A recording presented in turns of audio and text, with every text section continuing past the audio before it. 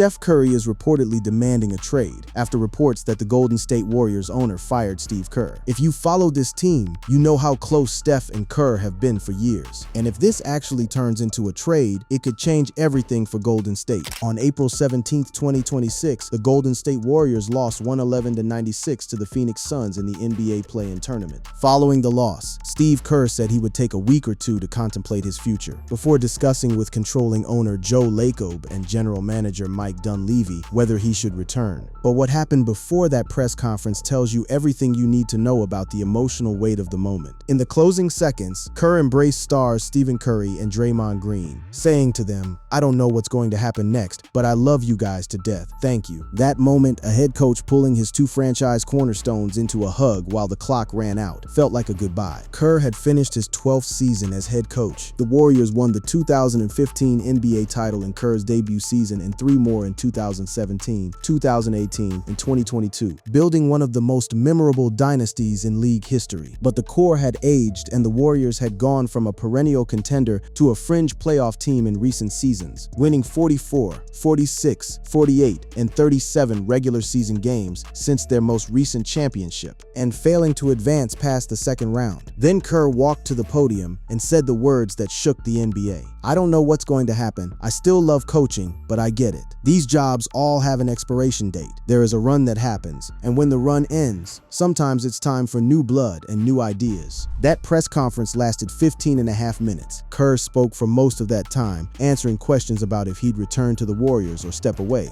and all the factors that would go into his decision. Green came next, speaking for exactly 1 more minute than his coach, with most of his time dedicated to Kerr, and Draymond expressing his desire to remain on the Warriors playing for the same coach. Green, finishing his 14th NBA season, said post-game that he would not retire. He has a $27.6 million player option for next season, and, despite being dangled in trade deadline talks, reiterated that he wanted to remain with the Warriors. "Hopefully I've done enough to still be here," Green said. Then it was Curry's turn. Curry has 1 season and $62.6 million remaining on his contract. He said he for sure would be interested in having extension conversations with the Warriors this summer. Curry is 38, but still an all-star caliber player, and said he envisions his career lasting multiple more seasons. And here's where the picture gets complicated. The biggest near-term question is whether Kerr will still be coaching him. Curry did not beg Kerr to stay. He did not plead publicly. Curry could have made a plea Friday night to publicly ask Steve Kerr to stay. He didn't. Instead, he took the moment to express what he wants Kerr to have the most as he makes his decision. Curry only wants Kerr to come back for his 13th season if he really wants to be back. "I want Coach to be happy," Curry said. That line, "I want Coach to be happy," might be the most telling thing anyone said that night. It is the sound of a man who knows the end is coming, but refuses to make it about himself. And the silence that followed from the Warriors camp in the days after told the rest of the story. Monday was filled with Warriors 2025-26 exit interviews, but there was no further commentary coming imminently from Stephen Curry, Draymond Green, Joe Lacob, Mike Dunleavy, and Steve Kerr, which makes sense. Curry and Draymond addressed all major issues after the season-ending loss in Phoenix, and Lacob, Dunleavy, and especially Kerr had some things to contemplate and decide before issuing any more public statements. The dynasty was on life support, and no one in the building was reaching for the defibrillator. To understand how the Golden State Warriors arrived at this precipice, you need to rewind to December 2025. That's when the cracks in the foundation became impossible to ignore. Not because of a loss, but because of an email. In the aftermath of a disappointing 136-131 Sunday night loss in Portland, Golden State Warriors owner Joe Lacob had a brief email interaction with a fan that made its way to the public. The Warriors fan, Justin Dutari, sent Lacob a critical note minutes after the game, telling him that the team needs a real second option, that Jimmy Butler's tools are being underutilized, and blaming the lack of positional size on the roster. What Lacob wrote back was stunning, not for its length, but for its honesty. Lacob sent back this response: "You can't be as frustrated as me. I'm working on it. It's complicated. Style of play. Coach's desires regarding players. League trends. Jimmy is not the problem." That email was then published on Reddit, and the Warriors confirmed it was Lacob who sent the response. The phrase that detonated across social media was "coach's desires regarding players." It felt like a direct shot at Steve Kerr, a suggestion that the head coach's preferences were holding the franchise hostage. Lacob's email put a particular spotlight on Kerr, who has held firm to his unique offensive system, built around the strengths of Curry and Draymond Green throughout their 12 seasons and 4 title runs together, even if it conflicts with the ideal system for the younger players on the roster. Kerr addressed it the way Kerr addresses everything, with calm deflection. "Not a big deal," Kerr said, acknowledging he'd seen the email. "Not concerned about anything like that." He then added something more revealing. "We're all frustrated. Joe is frustrated. I'm frustrated. Steph and Dre, everybody is frustrated. This is kind of how the league works." But behind the polished exterior, the tensions were real and escalating. In December, Steve Kerr called the Golden State Warriors a fading dynasty. It was an honest assessment of a struggling team, and it was evident to pretty much everyone watching. And yet, according to The Athletic's Nick Friedell, the comments created internal frustration within the organization. Even when teams know the end is near, few like to admit it. The paradox was staggering. Here was a head coach who had delivered 4 NBA championships in 6 finals appearances, being questioned not for losing, but for telling the truth about what everyone could see with their own eyes. Kerr's struggles with Jonathan Kuminga were a flashpoint throughout the organization. If they go into Kerr year 13 and the Warriors draft or sign a player with similar athletic gifts, would Kerr be willing to adjust the system he's run for 12 years? That question loomed large. The organization was wrestling with a philosophical tug-of-war. Would Lacob and Dunleavy ask Kerr to adjust his offensive system away from the quick movement, pass and cut style that has worked so well during Curry's prime, but possibly stalled the development of players like Jonathan Kuminga? Would Kerr want any part of that discussion? And Lacob, the billionaire venture capitalist who had turned a franchise purchased in 2010 into the envy of professional sports, was signaling through every available channel that patience was wearing thin. In a prior interview, Lacob had said, "It's not like I'm out there firing coaches every year and paying 3 different coaches at one time. We don't do that. We're believers in continuity, and we're a believer in Steve Kerr." But words like continuity and believer don't carry the same weight when your team finishes 37-45 and gets bounced from the play-in tournament. Curry missed 27 games with what's commonly known as runner's knee. The team lost All-Star Jimmy Butler for the season in January when he tore his ACL, and Moses Moody suffered a season-ending ruptured patellar tendon in March. The Warriors finished the regular season with a 37-45 record. Injuries ravaged the roster and turned what was supposed to be a competitive season into a slow-motion car wreck. The leaked email was a footnote on its own, but coupled with what came later, the whispered frustrations, the reports of philosophical differences, and the emerging narrative that the coach and the front office were pulling in opposite directions, it became the opening act of a much larger reckoning. If the leaked email was the first tremor, the political controversy that surfaced after the season's end was the earthquake. NBA insider Mark Spears revealed in a radio interview on 95.7 The Game that the weight of the job as it pertains to how Kerr speaks on political and social issues may factor into why Kerr would consider leaving the Warriors. Spears added, "And I've heard a little bit that maybe he's being stifled a little bit in that regard." That word, stifled, landed like a grenade in the Bay Area sports media landscape. When the radio host pressed Spears on who was stifling the normally outspoken head coach, Spears refused to say, only offering that he wanted to dig deeper into the subject. One of the hosts offered his own theory, like maybe somebody who, I don't know, signs his checks, if they still do that, or is in charge of his direct deposit. The implication was unmistakable. Someone inside the Warriors' power structure, whether Lacob, the front office, or ownership in general, was reportedly uncomfortable with Kerr's habit of using his platform to speak on issues beyond basketball. Kerr has repeatedly criticized President Trump on a variety of topics. The former NBA player and 12-year coaching veteran has also been a vocal proponent of Black Lives Matter and a supporter of gun control. Spears didn't confirm that management was directly involved, but he made his stance clear. "I have heard that maybe there's some people that are tired of his voice," Spears said. "If that is true, then maybe that's something that could add to Steve's fatigue as well, because he's a great man. He's not just a great white man. He's a great man. He's a great human, and he cares about other people, so I don't think he would compromise that. So, if that is true, that people want him to be a little bit more quiet, I'm sure that might not sit too well with him. The narrative split immediately along predictable lines. Some, such as Outkicks Dan Dakic, say Kerr is taking too much credit for what former Warriors head coach Mark Jackson built before Kerr was hired. As in, Kerr started on third base and thinks he hit a triple. Others gave him his flowers for being the organization's winningest coach, including securing 4 NBA championships in 6 tries while leading what will go down as one of the greatest basketball dynasties of the modern era. League and team sources said throughout the season that Kerr's desire to speak candidly on social and political issues has at times caused internal frustration. Veteran journalist Mark Spears said during a radio interview that one reason Kerr may be hesitant to return is that he has felt stifled at times. This layer of the story adds a dimension that goes far beyond wins and losses. It paints a picture of a man who defined an era of basketball and now finds himself caught between the institution that made him legendary and the principles he refuses to compromise on. Whether you agree with Kerr's political positions is beside the point. The question is whether an organization that owes its modern identity to this man should be asking him to mute himself as a condition of employment. Lacob, the longtime Warriors owner, has long been a supporter of his head coach. But with the team's struggles for the better part of the past 6 or 7 seasons, things are coming to a head. Based on April 2026 reports, Lacob is not actively looking to fire Steve Kerr, but the organization is preparing for the possibility of his departure due to a potential mutual parting of ways.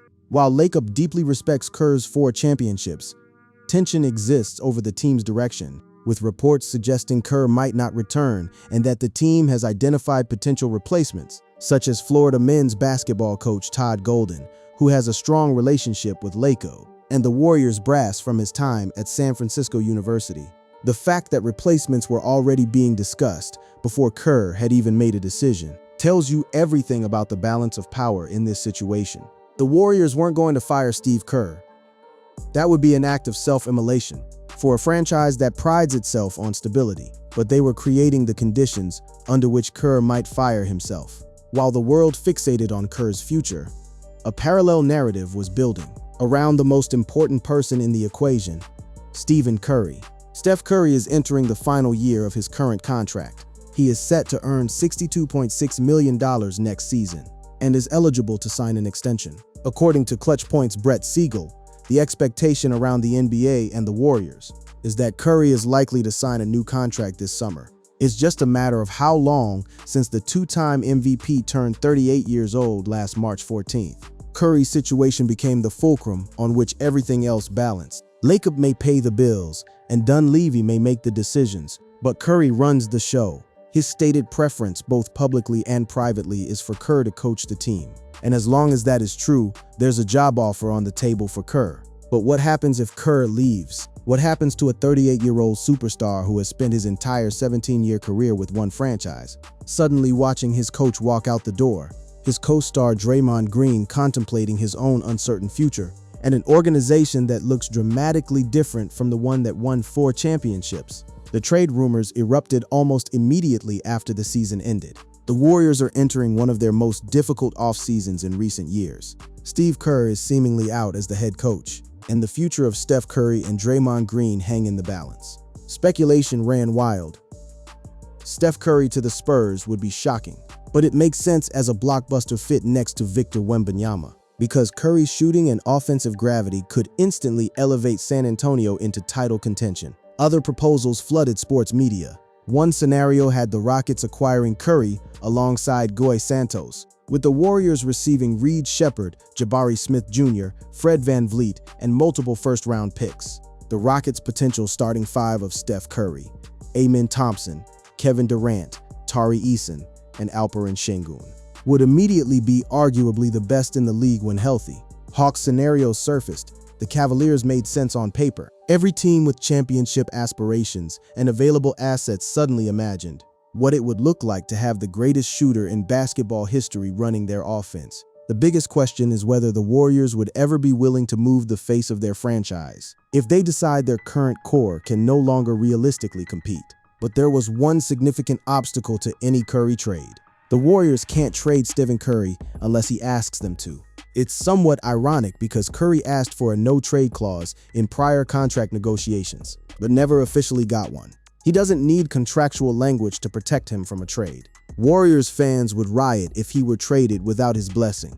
And then came the definitive word from inside the building. They know Stephen Curry is going to still be there. We can throw all those talks of, oh, he can request a trade, or they can look to move off him. Stephen Curry will be retiring with the Warriors. It's just a matter of when. It doesn't seem like it's going to be anytime soon. He's going to be signing a contract extension with them this year. So the trade chatter was precisely that.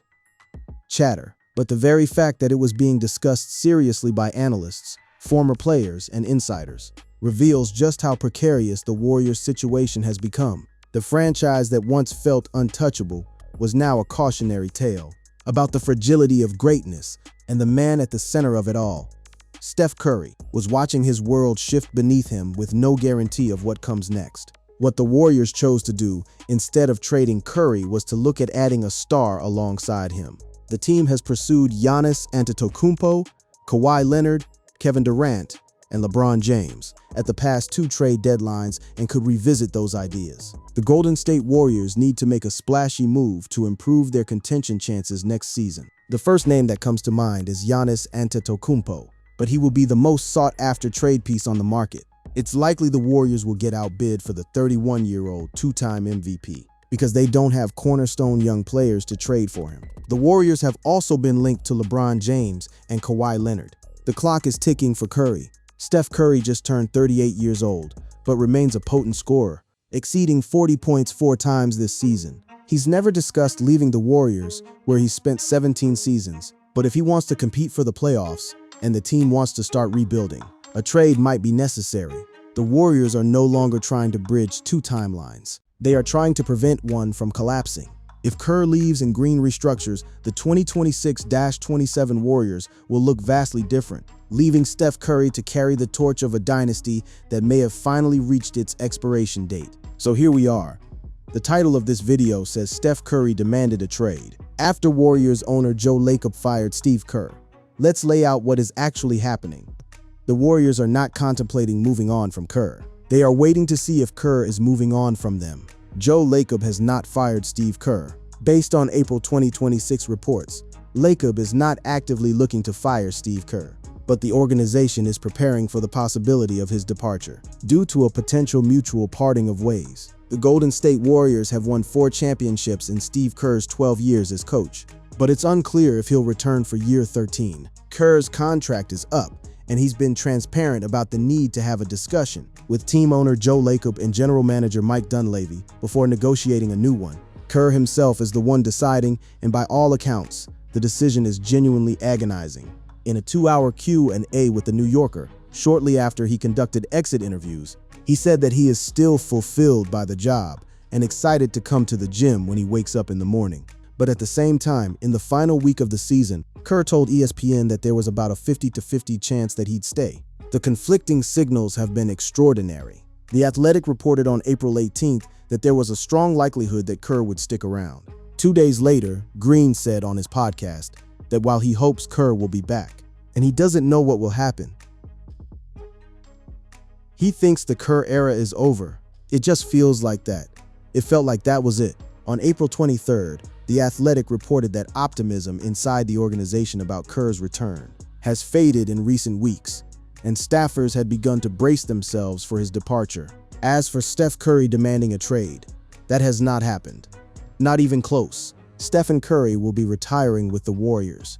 It's just a matter of when. It doesn't seem like it's going to be anytime soon. He's going to be signing a contract extension with them this year. What Curry has done is express his preference for Kerr's return, while making it clear he won't hold the franchise hostage. "I want Coach to be happy," Curry said.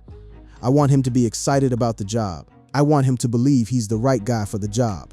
I want him to have an opportunity to enjoy what he does. So whatever that means for him, everybody's plan is their own. And I'm not going to try to tell anybody what to do." What is true is that the tensions between Kerr and the organization are real. The email from Lacob hinted at frustrations with Kerr's system. Reports suggest the front office wants philosophical changes, fewer turnovers, less reliance on the three-point shot, and a system that better develops younger players. The post-mortem reports from the season indicate that the front office and the analytics team want Kerr to make some changes. There's been a frustration with the team's turnover rate. which was the fourth highest mark in the NBA this year. There's a desire to be less reliant on the three, and the political dimension, while unconfirmed in its specifics, has added a layer of fatigue to an already exhausting situation. Politics aside, although they reportedly have put a strain on Kerr's relationship with Team Brass, there are also some other factors. The reality is more nuanced than any headline can capture. Steve Kerr is a 60-year-old man with 4 championship rings, an Olympic gold medal, and nothing left to prove. If he does leave the Warriors, TV industry sources have indicated that there is a great deal of interest in Kerr returning to a top analyst role.